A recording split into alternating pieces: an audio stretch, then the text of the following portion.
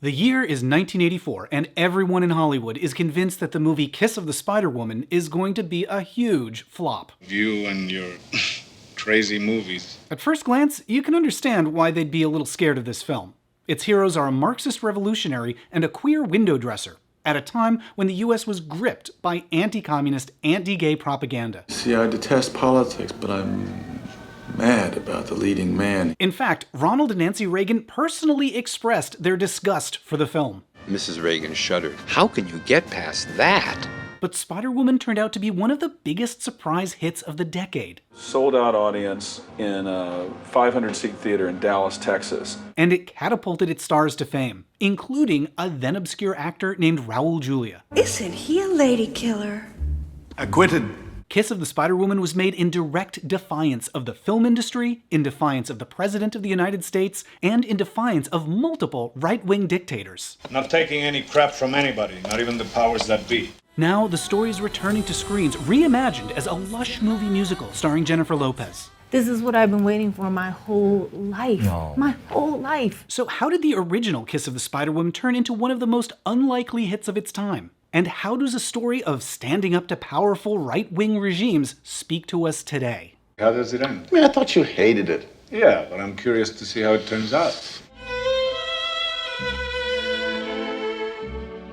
To understand what makes Kiss of the Spider-Woman so special, first you need to know the man behind it, an Argentinian writer named Manuel Puig. He was born in 1932 in a little village outside Buenos Aires. He was a quiet, artistic boy. He didn't like sports, he just wanted to sit and read. He was a pleasure to have in class. He was the kind of little gay kid I think a lot of us have known, or were. More than anything, Manuel loved movies. Every evening, he and his mom would get dressed up and go to the little cinema in town to see whatever was playing. Because the life in the small town was worse than anything possible, worse than poison. So the moment the film was on, it was purification. He worshipped the actors. He kept scrapbooks full of Latin American stars like Carmen Miranda, Dolores Del Rio, and Cesar Romero. That was before he was a surf star. The movies were also an awakening for Manuel. He first realized he was gay during a screening of Blood and Sand when Tyrone Power embraced Rita Hayworth. And as he got older, Manuel thought maybe he had a place in movies. He knew he wasn't an actor, but maybe behind the camera. So through his teens and 20s, he dedicated himself to writing, studying film. He moved to bigger cities, found odd jobs on movie sets. But this was a rough time to go looking for a life of movie glamour. This was 1950s Argentina. After World War II, President Juan Perón had welcomed German leaders to the country, rebuilt the military to imitate other fascist states, and the government censored the American films that Manuel loved. They promoted fascist propaganda films from Germany and Italy. And people that the regime didn't like were often kidnapped in broad daylight, some never seen again. Artists, actors, writers, and there were especially brutal crackdowns on queer people. And before long, Puig's leftist, queer-themed writing was censored, landed him on the government's enemies list. He suspected he was being followed, and at one point someone tried to shove him into traffic, maybe by mistake or maybe to eliminate him. But the last straw? The AAA, a Nazi organization protected by Isabel Perón, called my parents' house to ask me to leave the country in 24 hours, or else. So he fled. He split his time between Mexico and New York, which was safer, but still not stable. Manuel wrote books about pop culture, melodrama, queer characters who worshipped old movie stars. It was a niche topic for a very small audience. Money was always tight. For a time, he worked as an airline clerk to make ends meet. And he kept obsessing over movies. This was when VCRs were first becoming available, and he amassed a giant collection of films, thousands of tapes, in a cramped apartment that he called his Cine Club. And it was around this time that he started cooking up a new idea for a book. Manuel was a big supporter of women's liberation, and as a fan of Hollywood stars, he was especially interested in how classic Hollywood femininity related to power. He wanted to explore his belief that everyone has masculine and feminine power inside them, even if they don't know it. And that idea became the book Kiss of the Spider-Woman. It's the story of two prisoners in an Argentina jail. One's a macho Marxist revolutionary named Valentine. The other's an effeminate artist named Molina. They start out as opposites, but become surprisingly close. And when it came out in the late 70s, reviews were tepid. It didn't get much attention. But there was one person who loved it. A Brazilian movie director named Hector Babenco. Babenco was looking for his next big project when he found Puig's book. He tracked Puig down and asked for the rights. Now, a major director showing up on his doorstep must have seemed like an incredible opportunity. It was his dream to turn his ideas into a movie, finally coming true. But then he looked at Babenco's latest film, Pichotte. It's a gritty, harshly realistic portrait of life on the streets. There's no glamour, and the opposite of an escape. And Puig told Babenco, no. But Babenco didn't give up. He came back, week after week. He found out that Puig loved ice cream, and he started bringing him ice cream as a gift. A kilo, 2 pounds, 3 pounds of different fruit ice creams. Every week, Babenco arrived to beg. I was expending all my best saliva and all my best thoughts and all my points, and I will arrive to his home like a man who's trying to seduce a lady is carrying a bunch of those red roses. I did everything less sex with Manuel in order to seduce him. But even after a year, Manuel Puig wouldn't budge. He never offered me not even a glass of water. So it seemed like a stalemate, and Babenco started looking into other projects. Now, there's some dispute about what happened next. What we know is Babenco was working with a US producer named David Weissman on some other films. According to David, the producer, he and Babenco went to a meeting at a talent agency about one of those projects, and there was an agent there named Jack Gilardi, a big shot who managed stars like Burt Reynolds, Sylvester Stallone. Babenco pitched a couple of projects, but Jack, the agent, wasn't interested.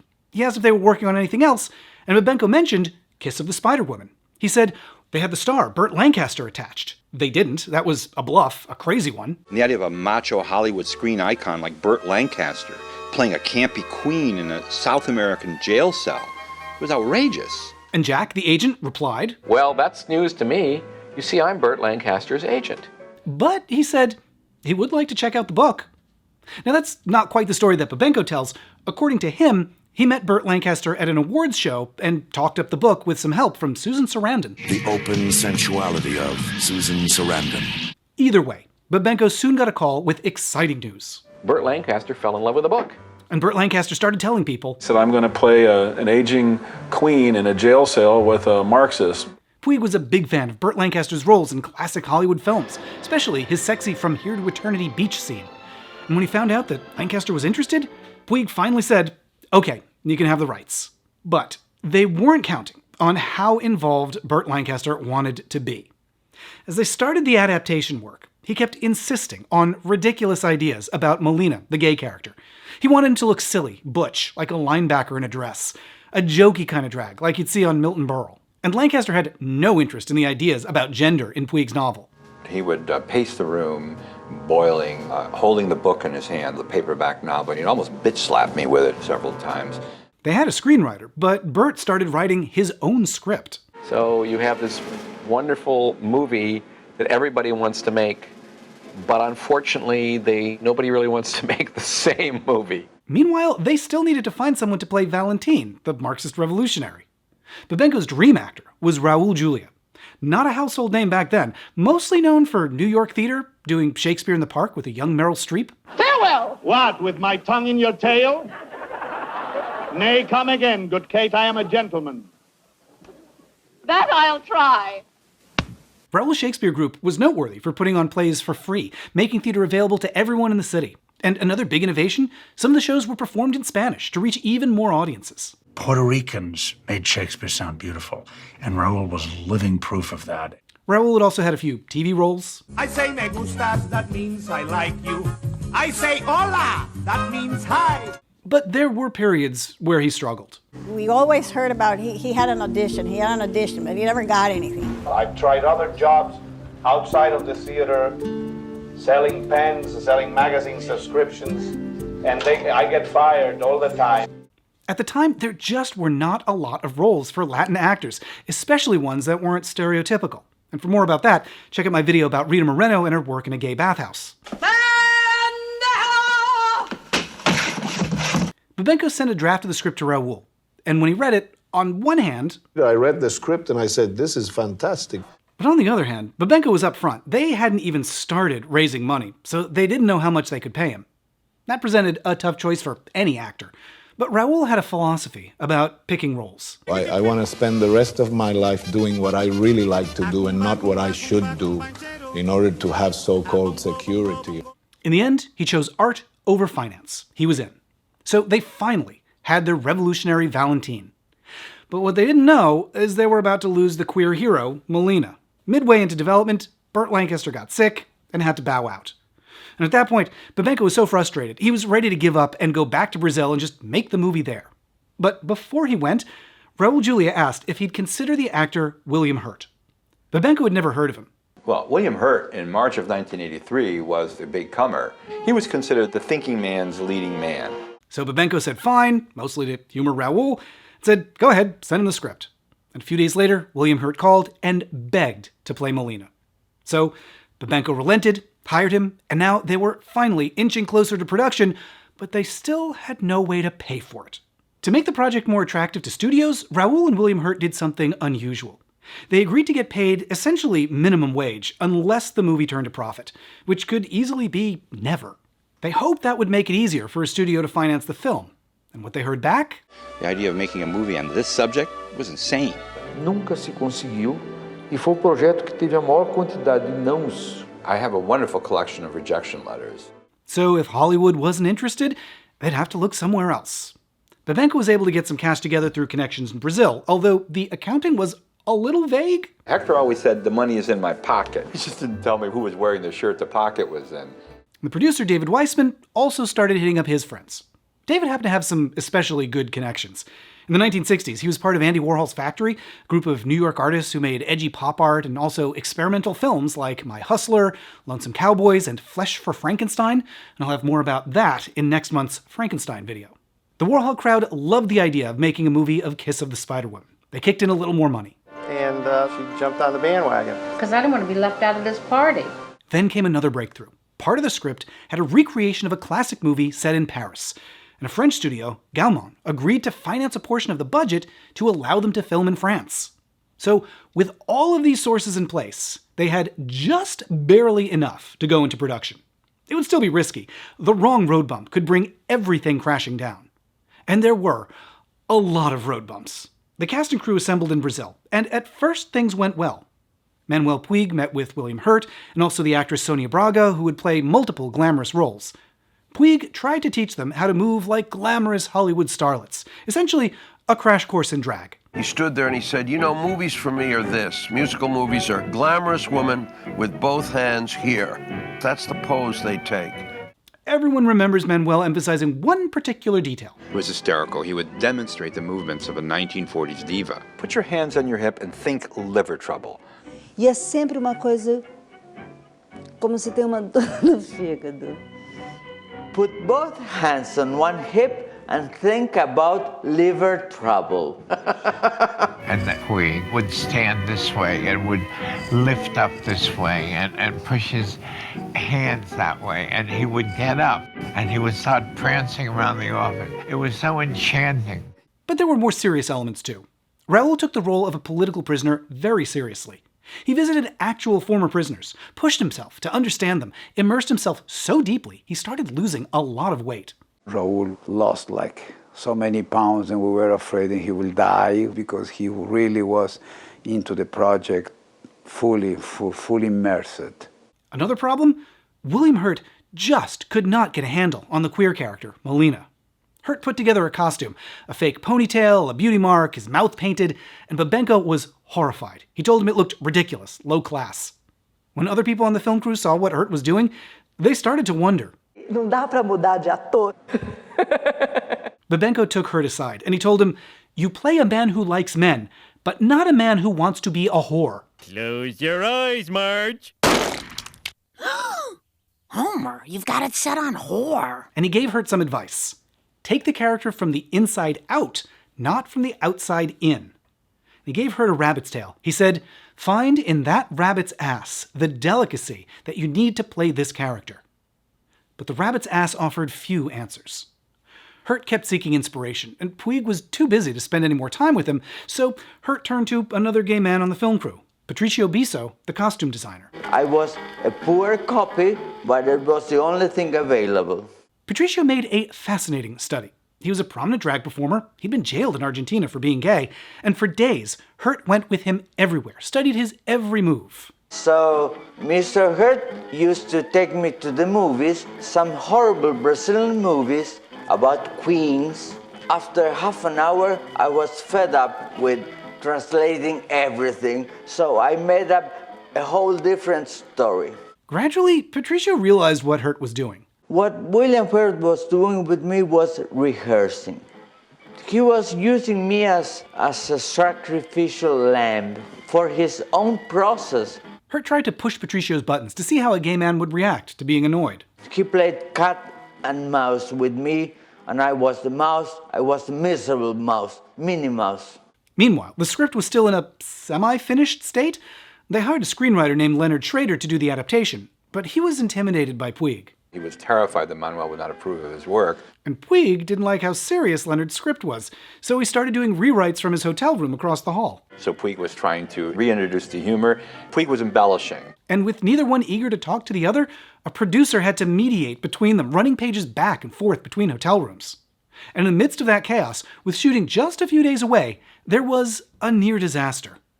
As an acting exercise, William Hurt and Raul Julia tried playing each other's roles. Bill, being the humble person that he is, he went to Babenco, our director, and he said, "Did you see that? I think he should play Molina and I should play Valentine." Babenco was baffled. David Weissman, the producer, explained it's probably a power move. He wants to find out whether you want him as an actor or whether you want a star named William Hurt. Hector was not thrilled. This is Hollywood shit. I really don't want to talk about all the rotten back and forth. They were all disgusting experience for me. You know what I'm saying? He told Bill, "No, I promise, no one else can play Molina but you." And he was able to talk him down as they headed into the first day of filming. At first, it went okay. They were shooting some scenes with Raul and William Hurt on a prison set. But midway through the first day, they got a message from Gaumont, the French studio that had committed to financing a big portion of the budget. Gaumont had changed their minds. They backed out, and they took all their money with them. And then came another problem. In one scene, Molina describes a real movie, Cat People, from 1942. The studio that owned it, Universal, started to get cold feet about giving them the rights, so they couldn't use that section of the script either. In a panic, they started rewriting dialogue to talk around the stuff they couldn't shoot. Every day, new script pages would arrive with the actors and crew totally unprepared. It was frustrating for everybody, and tension rose fast, especially for William Hurt. He can be, at times, a confusing speaker. The conscience of the piece has to be built free of the apparatus of the piece, and so that the apparatus doesn't distract you from the essence of your experience with it. And Babenco didn't speak much English back then. I was not able to answer one full sentence. Neither one could figure out what the other was talking about, and they got more and more annoyed with each other. We had a lot of fights. Uma relação que foi se desgastando, porque eles não suportavam a presença do outro. Before long, they'd stop talking to each other completely. The assistant director had to become yet another mediator on the set. So, when your script is changing by the day, and your people are so frustrated they won't talk to each other, and you've lost a major portion of your budget for a film that was always, at best, a risky proposition, what kind of movie can you possibly hope to make? Okay, cut the crap and tell your movie. First, to make things easier, they moved the story from 1970s Argentina to 1980s Brazil. The countries had some things in common: military dictatorships with oppressive governments, heavy censorship. During the worst of Brazil's dictatorship, police would snatch dissidents and minorities off the streets, send them to prison with no due process, where they might never be seen again. And that is what has happened to our two main characters, Molina and Valentine. Molina, played by William Hurt, is a queer window dresser, like Hollywood Montrose. I never thought they'd hire anyone stranger than me. Molina's been arrested for something. Some characters say it was corrupting the morals of a minor, but that seems a little suspect. That was often a charge made up to target queer people, and we only ever see Molina interested in men. It's also hard to know what label is right for Molina.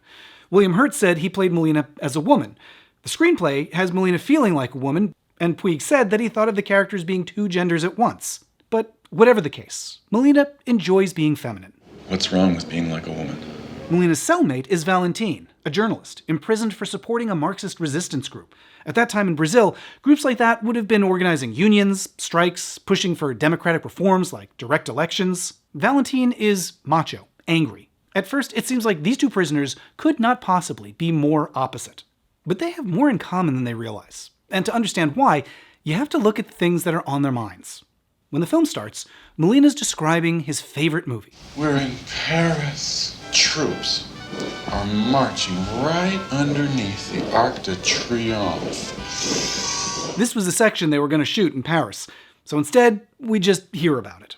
And when we cut away, it's to a street, at night, so you can't tell it's really Sao Paulo. It's wartime, of course, and these really weird-looking Frenchmen, not the typical ones with the berets, are unloading a truck. Like Puig, Molina is obsessed with classic films. He worships glamorous movie stars. The star of this one is his favorite, an actress named Lenny La Maison. She's a ravishing woman, the most ravishing woman in the world. In Molina's retelling of the movie, he doesn't care about the politics. He even misses obvious details. What do you mean they didn't look French? But they had these like these caps on their heads. Those caps are yarmulkes. Can't you see this is a fucking anti-Semitic film? This is exactly the kind of film that Puig would have seen in Argentina growing up. Puig even named the star Lenny after Leni Riefenstahl, the real-life propagandist. This must have been a Nazi propaganda film done during the war. I don't know. That's just the background. Molina loves movies made by people who wanted to exterminate people just like him. But he doesn't care. To him, the beauty's all that matters. You really like those Nazi blondes, don't you? Well, no, you see, I detest politics, but I'm mad about the leading man. He's so romantic. As Molina tells the story of the film, Valentine gets more and more annoyed. He's only interested in politics, and he thinks art and creature comforts are all frivolous distractions, sometimes to the point of ridiculousness. Go ahead and have some. It's a long time to lunch. Can't afford to get spoiled. What kind of a cause is that one that doesn't let you eat an avocado? Molina's love of beauty drives him crazy. Enjoy what life offers you. What life offers me is the struggle. When you're dedicated to that, pleasure becomes secondary. But that's not the only thing he dislikes about Molina. Don't act like that. You sound just like a... Like a what? Say it. Say it. Like a woman, you mean? To Valentine, men should act like men, and women should act like women. Failing to do so is a sign of weakness or sickness. Stop crying! You sound just like an old woman! Without realizing it, Valentine is repeating the same prejudices as the people who put them in prison. Neither one of them realizes they've absorbed so much propaganda, or why that's bad for them. Or at least, they don't realize it yet. With nothing to do all day, Molina keeps describing the movie. He gets to the moment when Lenny, playing a glamorous French singer who always holds her hands like she has liver trouble, falls in love with a Nazi officer. She feels like a traitor to France, but Molina asks, Valentine, have you ever loved someone that you didn't want to love? Obviously, that speaks to him as a queer person. Later on, we see that before he was in jail, he loved a straight man who didn't love him back. But when Molina asks that question, Valentine gets a look of recognition. And eventually he confesses he has a girlfriend in the resistance, but he's secretly fallen in love with a wealthy bourgeois woman. I'm such a hypocrite. Molina and Valentine aren't as different as they thought. And that's not the only reason. Valentine's getting more interested in Molina's movie now. What is Lenny going to do? But the story gets interrupted when Valentine gets sick. Oh, the bucket, quick! Now, Molina's not just helping him pass the time, he's helping him pass... Well, at this point, the movie gets surprisingly visceral. Christ, what a smell. I think for any audience, a scene like this would be pretty shocking. But Valentine is shocked too, that Molina takes care of him. Cover yourself with this. Jesus, aren't you disgusted? No, it breaks my heart to see you like this. I think part of his shock is that Valentine tends to expect conflict wherever he goes. To him, life is an eternal struggle, and he must never be seen as weak. I can't stand this. I can't stand myself like this. This is probably his lowest, most humiliating point. But here's Molina not only comforting him, but treating him with dignity. There, are you comfortable now? Yeah, but I'm so cold. I'll make you a nice hot cup of tea. He starts to see Molina differently. You're very kind, honestly. I don't know what to say. He lowers his guard, allows himself to be vulnerable and helpless. And as Molina helps Valentine get his strength back, he keeps his mind occupied with more movie details. His admiration for Lenny, his wish to be loved by a real man like she is. And that leads to a question that was on Puig's mind when he wrote the story. What is a real man in your terms? It was also on the mind of Hector Babenco, the director. I'm making a movie to understand which is the meaning of being a real man. A question that many have tried to answer over the years. What is a man? A miserable little pile of secrets. To Molina, to be marvelous looking and strong, but not making any fuss about it. And to Valentine, not taking any crap from anybody, not even the powers that be.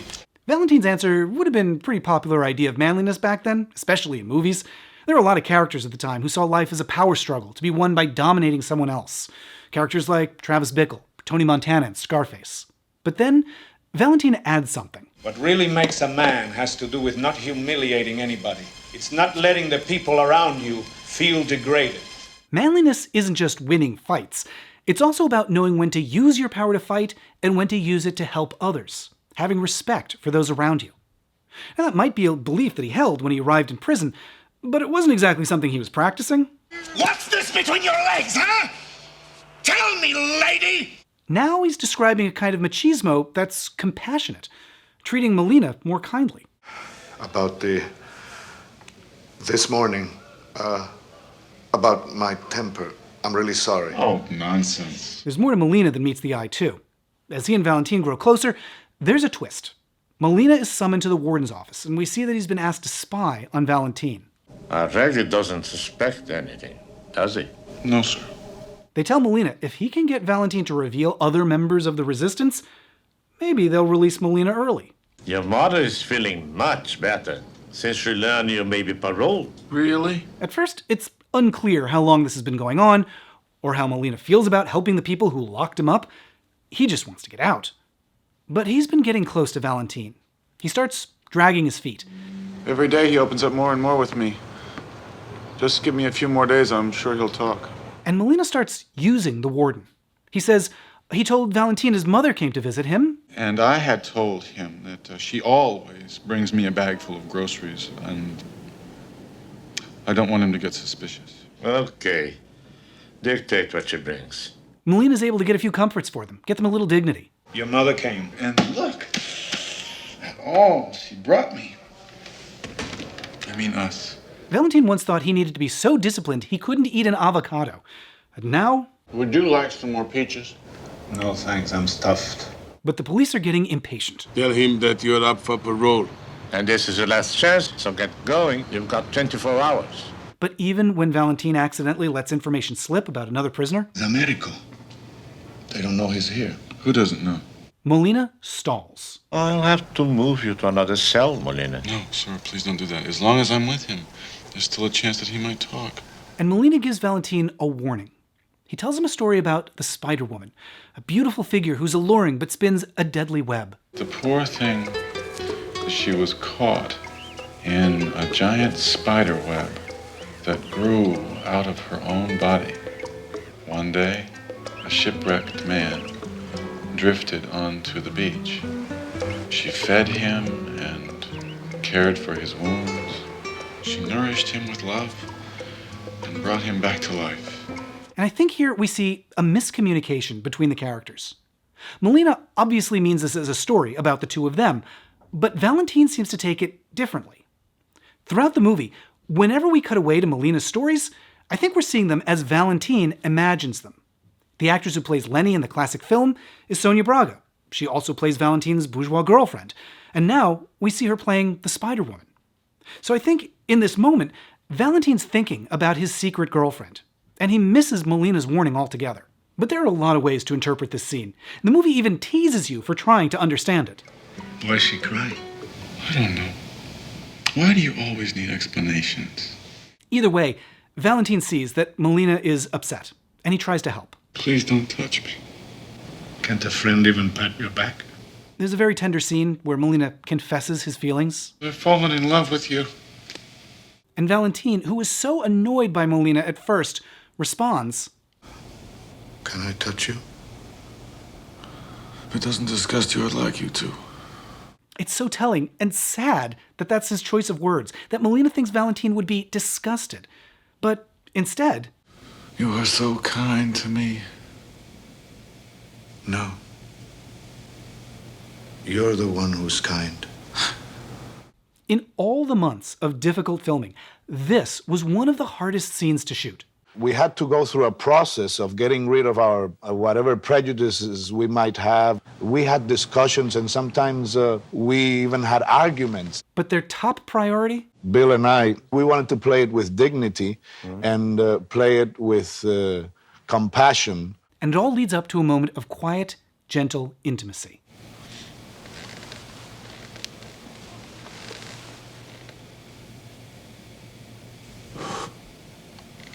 It's incredible. A love scene played as tenderly and emotionally as any heterosexual romance. Nothing lurid, nothing exploitative. And it's not just about the physical relationship. Although that's nice, it also marks the point at which these two men, who once seemed so different, have met in the middle. The next morning, Molina describes how it feels to wake up next to Valentine. Like I wasn't me anymore, as if somehow I was you. That feeling of being so close to a person you're joined, we'd hear it again many years later in another tender love story. Call me by your name and I'll call you by mine. Would you like some more peaches? Soon after, the warden grills Molina one more time. So what did he say? Nothing. They can see this approach isn't working, so... Get your things ready, you're leaving today. Here. The minister approves your parole. It should be joyful, but it's bittersweet for him to say goodbye. Valentine asks Molina to tell his friends on the outside he's still alive, and then he gives Molina some important advice. Promise me you will never let anybody humiliate you again. That you'll make them respect you. Promise me you'll never let anybody exploit you again. Nobody has the right to do that to anybody.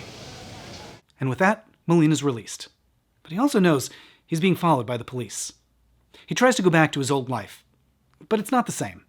He goes to a drag show with his old friends. There's a cameo by Patricio, the costume designer who William Hurt made cry. And even though he's free, he doesn't feel free.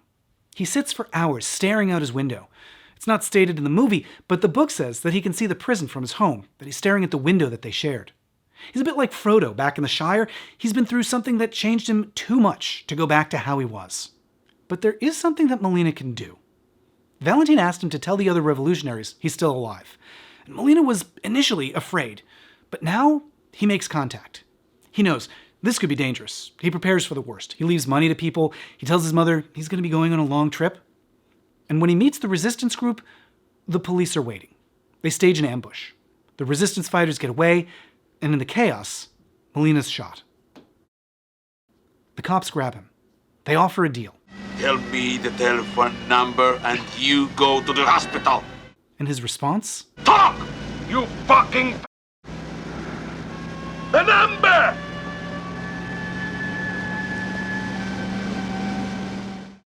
He chooses to die with dignity, protecting Valentine's cause, rather than let the police exploit him. And as for Valentine, he's tortured, he's close to death. This is morphine.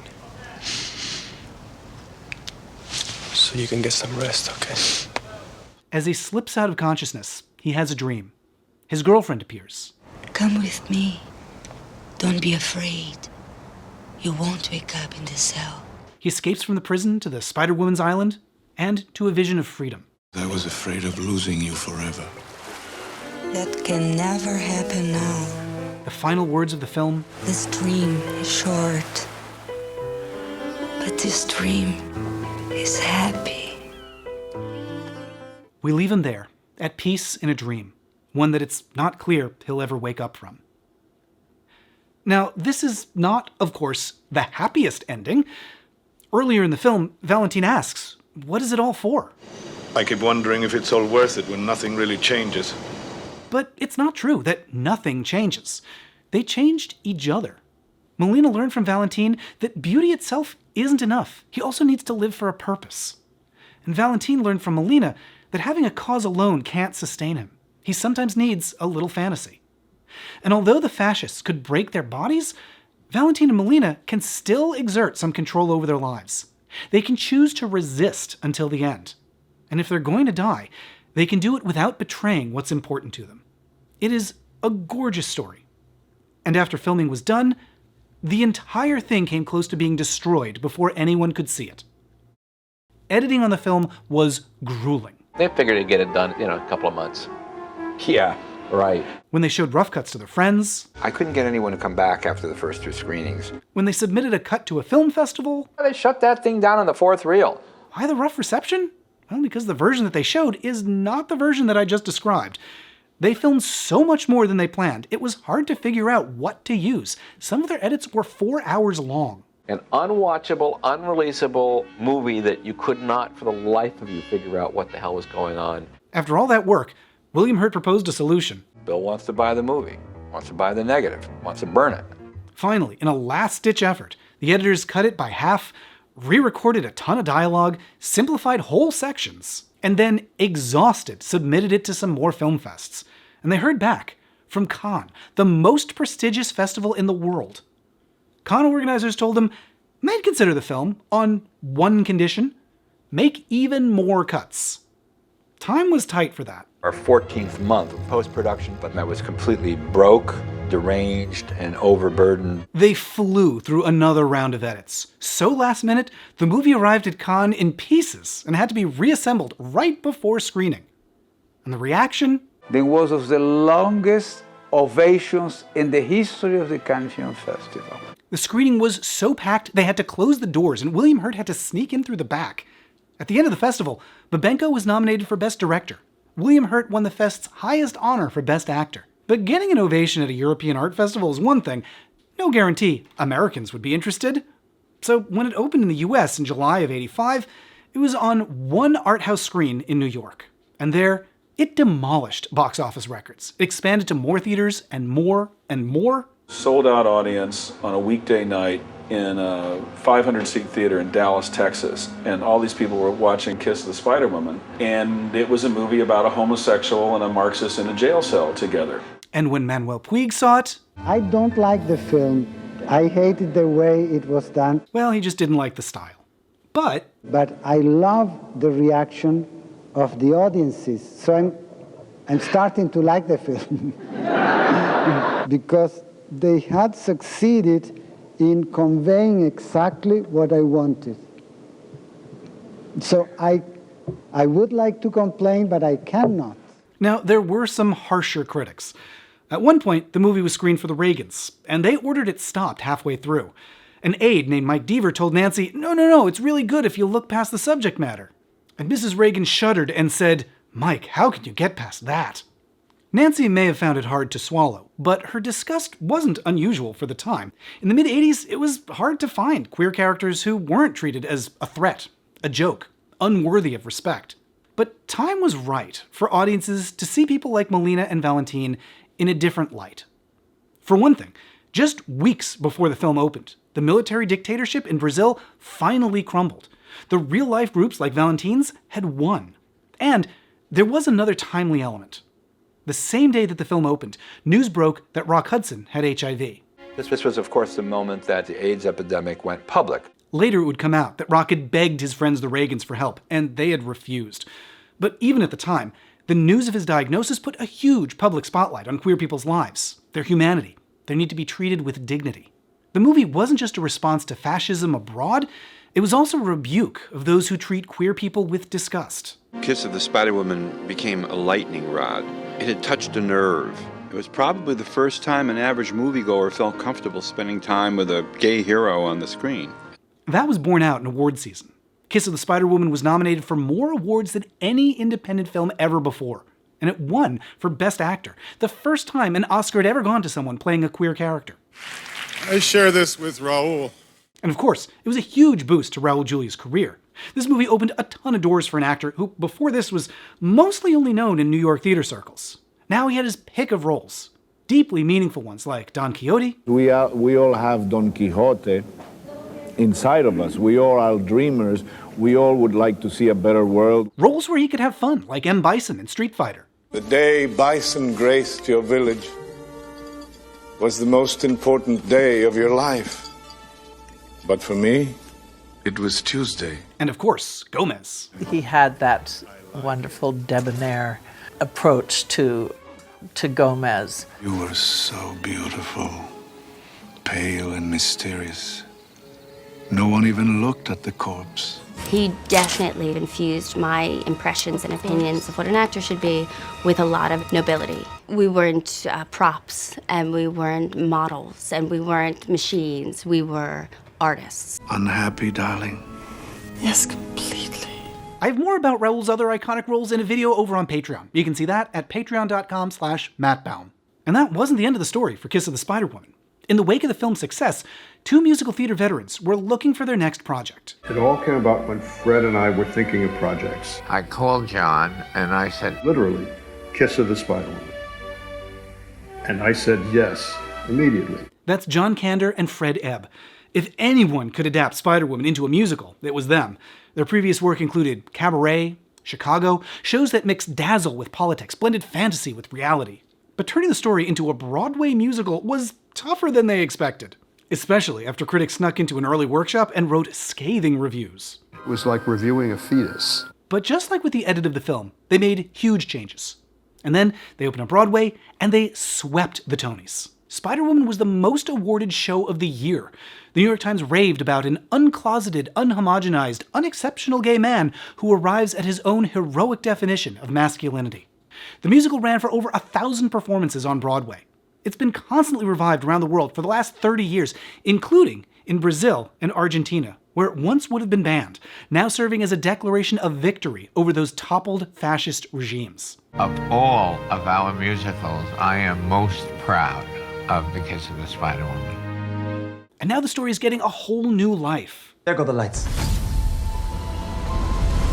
It's in glorious Technicolor. A new movie musical version starring Jennifer Lopez, Diego Luna, and Tonatia. I couldn't live without movies. About living through tough times. You were in danger the minute you met me. How much more of this can you endure?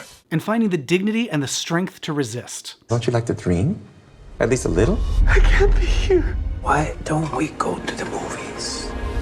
Please, take me away. I think part of Spider-Woman's longevity is the theme of finding a connection with someone you didn't expect, discovering something new about yourself.